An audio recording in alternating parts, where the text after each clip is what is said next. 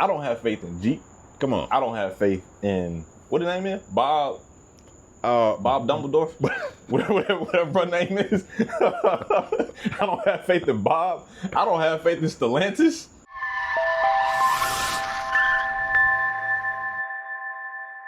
What's going on, folks? It's Spade. I'm Cam. And we are Two Brothers Auto, and you are watching a brand new Two Brothers Automotive News, Big episode 12. Yeah. Are we rolling now? Cam, last episode we dropped the news off. We were short and quick. We got up out of here. Today, I think I want to do a little bit of talking. Okay, let's do it. But I'm going to throw it to you first. You go to me? But I'm warning you when it's my turn.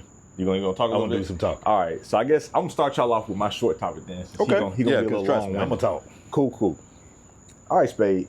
First topic, we in the Americas. Sort of. Okay. We in the Americas, but we gonna shift somewhere else too. Ford CEO Jim Farley has had a lot of praise for Chinese EVs over the last year or so. Okay. Recently, he calls Chinese EVs advancements the most humbling thing he's ever seen. His words, not mine. Okay. So this made me want to go look into some facts about Chinese EVs and their market. Spade. Out of the global EV market, Chinese EVs account for over 70% Wow. of market production. Wow. Over 70%. Farley himself, he noted that their cost efficiency, quality, and the cutting edge technology are the main factors as to why they are killing the game compared to other manufacturers. Specifically praised brands, and please don't kill me on the pronunciation on these. Kill him. Xiaomi Mm-hmm. and Huawei.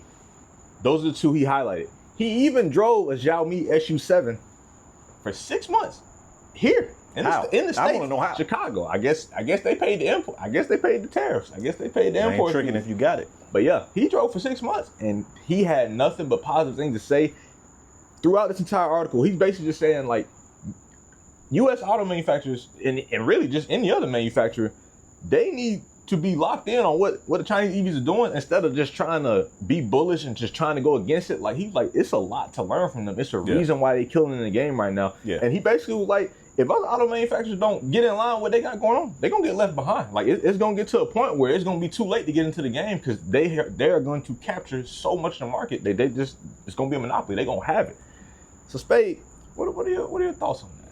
I think now typically anytime we talk about Ford, I like to come with the jokes, but I actually want to give them some praise because one of the toughest things to do is to be in a market where you create or run a business and be able to look at your competitors and have a tough conversation with yourself and say, oh snap, we gotta figure it out. Right. Yeah. And we've had conversations on this show in the past about some of the Chinese EVs and how much you can get for the money.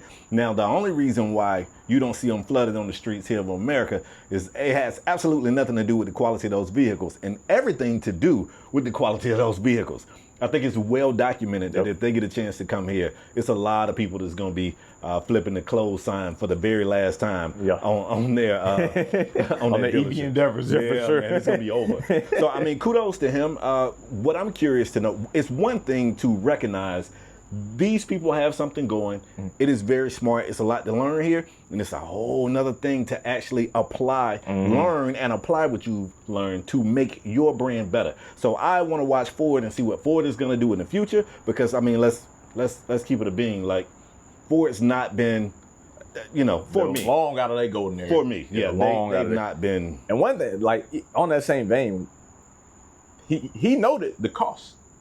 Like how efficiently they're able to build these cars and what they charging for them. Yep, is something that it's not in line with American capitalism. Don't make sense. We a new Corolla if you option out, you paying 50 bands for that now. Some of these Chinese EVs, they are for US dollar equivalent $20,000-$30,000, and performance is there, you get quality's ridiculous there.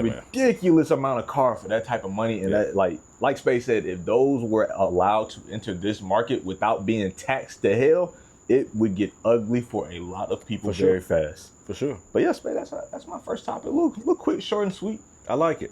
You know what? Speaking of Ford, I think I want to go there too. Okay.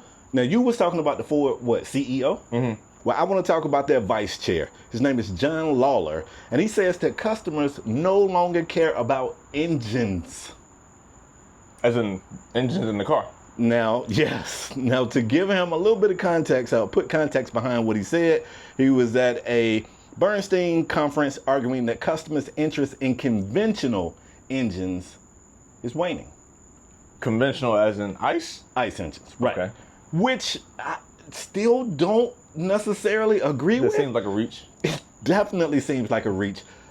Basically, he was saying like the era of the car customer caring about the power and like they don't really care about that as much as some other features. They care about safety features and they care about performance. Now, the argument he was trying to make is, and I'm going to put words in his mouth. John, I got you, bro. He's saying we don't care if it's a hamster on a wheel if the car gives us the performance numbers that we want. I actually want to disagree with you, though, because we just saw a 4-cylinder AMG tank and the performance was there. Performance was better. It was there. Performance was better than the 6-cylinder counterpart. So John, But maybe he ain't talking about them fans. Maybe he ain't talking about people who buying an AMG. Who you talking about? Ford fans? Maybe he talking about people who go buy Nissan Jukes.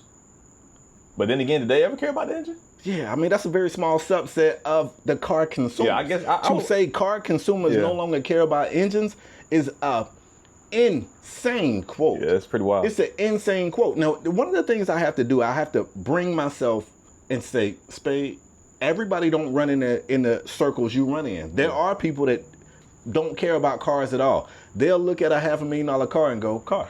Mm-hmm. I don't know if you need to be, if you the vice chair, I don't know if you need to be basing your car opinions on that subset of people. But I wouldn't even say it's fair that he based on that subset of people, because like I just said, have those people ever cared about how many cylinders in the engine? Never. So like, I guess that would be my question. Like, who are you talking about here? Like, are you talking about, clearly you're not talking about people who just see car, because they've never cared. Are you talking about maybe like they ain't an enthusiast, but they like a level below, like they're just well informed? Are you saying like they don't care the difference between the 6-cylinder and the 4-cylinder? Even that's a hard sell to me. Like my dad see a lot of these modern engines, and he was like, I could never bring myself to buy like a 4-cylinder, like even 4-cylinder turbocharged. Like I just like he was like the way his dad brought him up, like no, anything less than 6. I'm like, no, it's just not gonna happen. Like I don't care what kind of performance you get out of it. And on the flip side, maybe he talking about the people who like to chase numbers, people who like to chase horsepower numbers. But like you said, that Audi came out with a 4-cylinder engine, and it was pushing stupid horsepower. I think it was like 600-700 horsepower in that car, and people it was sick. People said no, we don't want it. So yeah, I don't know what crowd he getting this from. This sounds like a lot of he said this in his own head. That's a wild take. Ford, I don't know what you guys are doing, but like I said, him and Jim need to get on the phone, because the way Jim talking to media, great.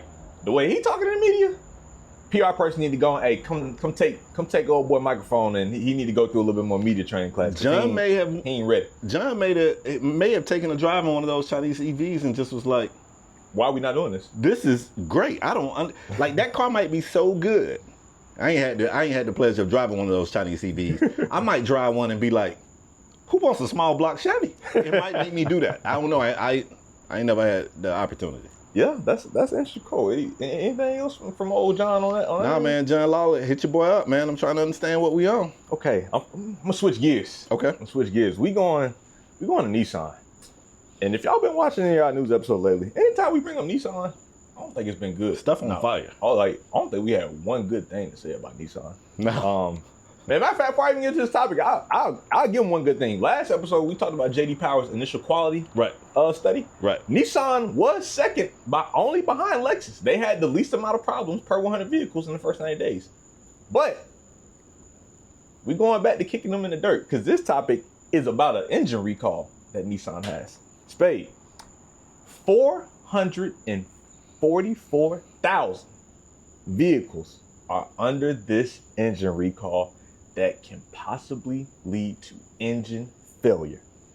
The National Highway Traffic Safety Administration, or the NHTSA, cites manufacturing defects in the engine bearings that can cause metal debris to contaminate the engine oil. Wow. This impacts their 1.5 liter 3-cylinder and their turbocharged 2-liter 4-cylinder engines. Models include 2019 through 2020 Nissan Altima, the 2021 through 2024 Nissan Rogues, 2019 through 2022 Infiniti QX50. If you didn't know, Infiniti and Nissan are the same. Now you do. Luxury Nissan. Nissan. Yep. And the 2022 QX55. Spade. Almost 500,000 vehicles. Customers are supposed to start receiving notices of if their vehicle falls under this around the end of August. If the dealer finds metal shavings in their engine oil, they either have to repair or replace the engine. If you have one of these cars, you need to get that engine replaced. Do not get it repaired. That ticking time bomb. Spade, this ain't good for Nissan. Like I said, we've had nothing but bad things to say about them. This ain't good for them considering their well-documented financial struggles of filing bankruptcy, their failed merger with Honda, etc. Killed off the GTR. You killed off the GTR. Yeah. And then you top it with 500,000 cars are about to be under engine recall and this ain't the windshield wipers broke. This is the engine might seize and die on you. That's Spade. What do you thought? You shaking your head. Because I'm wondering, how does something like this sneak by the JD Power problems per 100 vehicles? Yeah, because a lot of these cars, we talking about five-year-old cars at this point, 5-6-year-old cars. Yeah, I don't know if it's a situation where, I don't know if this is true. Nobody ran with this. This is just me thinking aloud.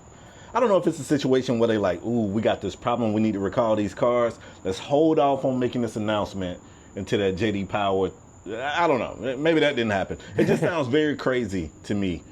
Even last episode when you were going through, when you said Nissan, I was like, really? That sounded shocked. So I don't know. I'm hey, your engine ain't gonna blow up in the first 90 days, probably. Probably made it 91. Well, there you go. Because it's the first 90 days. Yeah, it's first 90 days. Oh, okay. Yeah. All right, touche. Well, look, you got a good car for 6 months. Yeah. Then you gotta bring it back. Yeah. Nah, jokes aside, this is terrible for all obvious reasons. It's another hurdle in the road for Nissan that just can't seem to get it right as of late. I honestly, bro, I wonder how much longer. Like, they got to turn it around. We're going to be Nissan. I'm about to say, you think remember the Nissan? Yeah. You think time taking? I find it interesting that they are going to notify customers at the end of August. And I think in there they said they notified dealerships now, basically. Now and in between the end of July. Yeah. So what you supposed to do for the next month and a half? Just drive and pray that your car don't blow up? Yeah. I mean, they probably just want to address it in waves. You're talking 500,000 cars. You don't want everybody to bring their car in at the same time. Yeah, that's true. It makes sense to get with the dealerships. Let's run some QA on what we have here. Make sure this is good. And then start getting them back in waves. If you're a customer with one of those cars that could be affected, it sucks for you. On the business end, though, it makes sense. Yeah. I also wonder, like, if you own one of these cars, because I know, like, right now, most people find in a situation, if they already paying a car note, they probably don't want to go get another one that's probably going to be higher than what they're paying right now. Not. Or, if you're lucky enough to not have a car note, you really probably don't even want to be buying a car where you have to get a car note. Sure. But for me, if my car had a recall that was catastrophic like this, like I said, probably if you say you're going to replace my engine, cool, I'm probably still gonna side-eye you a little bit, but I'll take that. But if you want to come to me and say, oh yeah, we found metal shaving in the oil, but we're gonna repair the engine, that's gonna want to lead to me. I'm gonna at least take a peek at the market and be like, how can I get out of this and pay at least a similar deal for something else? Because for me, like, my trust would be lost, is basically what I'm getting at. My trust would be lost in any of these vehicles for this type of failure to be going on for this long. Like, this ain't, oh, this just happened with 2024 and 2025 models. We going back to 2019 and 2020, like 6 years ago. And it's probably like, okay, this has probably been happening, and it happened enough to the point where, like, oh, now we got enough reports on this to now we gotta launch an investigation, and we done found out that now 500,000 cars can possibly be affected by this. So it's a whole nother part of this too. Like, if you are an owner of a car that's affected, you bring your car in. This ain't a drop your car off and come get it tomorrow. So, like, are they putting those people in loaners? Or, you know what I'm saying? Like, it's just going to be expensive for a company that's already not doing great.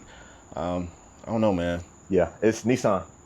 We keep saying it, but y'all clearly don't give a shit what we got to say. But hopefully this is a wake-up call. I don't know, between this, the failed Honda merger, y'all going bankrupt, like, it's like every light on the dash is on. Like when are y'all gonna bring y'all selves into the shop and realize some work needs to be done? Because it's not looking good right now. But yes, babe, that's all I got for today. Poor Nissan. I guess I hate when the news feel like it's just bad news after bad. More bad news. We ain't got nothing good for y'all right now. Maybe this is gonna turn out to be good news. Let's come back to the Americas and let's talk one of my favorite brands that it breaks my heart to talk about so much. Let's talk about Stellantis. Oh Lord, this finna be bad. Stellantis, or Jeep, confirms a new Jeep Cherokee model. Now, hold on. Let me let you know something. After 10 consecutive years of U.S. sales declines and a 10% decline in first quarter of 2025. Shit, this might be good news. It might be. This all sounds horrible. Yeah, that's all horrible. But this new one, though, you feel me? This new one finna fix it. So, yeah, it's been 10 consecutive years of U.S. sales declines. It's a 10% decline as of first quarter 2025 compared to last year. Jeep says, all right, let's shake it up.